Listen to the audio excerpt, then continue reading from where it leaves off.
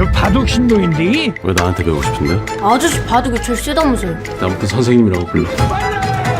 사제 대결이라. 이거 빨라도 너무 빠른데. 이러다 진짜 창호한테 잡아먹히는 거 아니야? 흑! 반집승!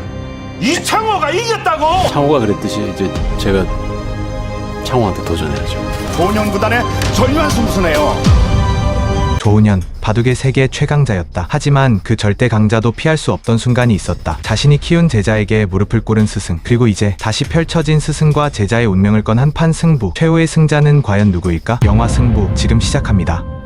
영화 승부는 한국 바둑의 전설 조은현과 이창호의 실화를 바탕으로 한 작품입니다. 스승과 제자 그리고 라이벌이 되어 맞선 두 사람, 그들의 치열한 승부 속에는 단순한 대결 이상의 감정이 숨겨져 있습니다. 그럼 공식 예고편부터 함께 보시죠. 세계 프로 바둑 선수권 대회 결승 최종 무기. 바둑이 신하가 된다고 또 지진 않을 것 같습니다. 이 말에서 알 수 있듯이 조은현이 전성기 때는 사실상 무적에 가까운 바둑 기사였습니다. 조은현은 한국 바둑을 세계 최강으로 만든 선구자입니다. 사실 조은현이 활동하기 전까지 바둑의 중심은 일본이었죠. 그러나 그는 1980년 90년대 일본 톱랭커들을 연달아 격파하며 한국 바둑의 위상을 높였습니다. 1988년에는 제1회 응시배 우승을 하며 한국 최초 세계 챔피언이 되었습니다. 이후로도 세계 대회를 휩쓸며 바둑계에서 살아있는 신화로 불렸죠. 당시 조은현은 불계승 제족이라고 불릴 만큼 공격적인 바둑 스타일로 유명했습니다. 즉 상대가 버티지 못하고 기권하게 만드는 불계승을 자주 기록했죠. 당시 조은현과 붙는다는 건 사실상 이길 방법이 없다는 걸 의미할 정도였으니까요. 절대 굴림, 아무도 넘볼 수 없는 최강자. 1975년 1991년 국내 바둑 랭킹 1위를 16년 연속 유지, 세계대회 4회 포함 주요 대회 160회 우승. 그런데 이창호가 나타났다.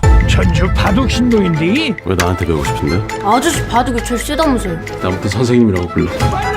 당시 이창호의 삼촌 이재룡이 조은현의 제자였는데 조은현에게 조카를 한번 봐달라고 했습니다. 처음엔 조은현도 반신반의했지만 이창호의 기풍을 보고 놀랐죠. 특히 나이에 비해 엄청난 집중력과 차분한 스타일이 인상적이었다고 합니다. 결국 조은현은 이 아이는 될 성부른 떡이 피다라고 판단하고 직접 키우기로 합니다. 실전에서는 기세가 바람이야. 기세에서 밀리면 안 돼. 이후 엄청난 속도로 성장하면서 스승인 조은현조차 예상 못한 괴물 같은 실력을 보여주기 시작합니다. 조은현 구단과 이창호 구단의 첫 공식 대국은 1988년 12월 24일 제28기 최고위전 도전 5번기 제1국에서였습니다. 이 대국은 스승과 제자의 첫 맞대결이자 이창호 3단이 조은현 구단에게 도전한 첫 타이틀전이었습니다. 결과는 조은현 구단의 불계승으로 끝났으며 이후 시리즈에서도 조은현 구단이 3승 1패로 타이틀을 방어했습니다. 어려워하지 말고 이길 궁리를 해봐. 사제 대결이라. 이거 빨라도 너무 빠른데. 이러다 진짜 창호한테 잡아먹히는 거 아니야? 아직 10년은 이르지. 상대가 누구든 이기는 게 프로였는데. 흑! 반집승!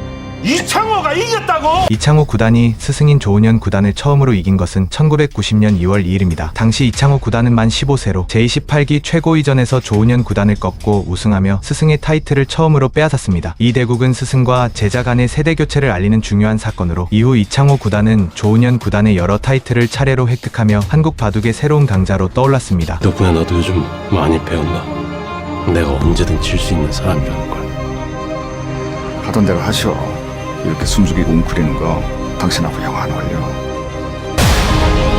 내가 선생이야 바둑 앞에서? 대답해!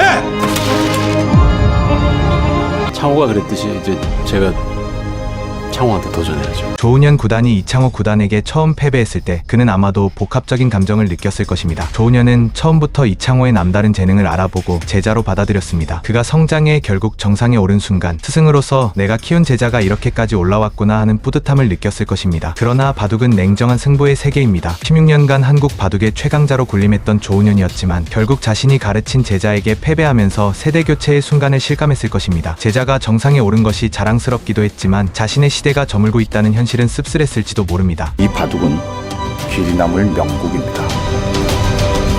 돌이 없지. 이것이 승부니까.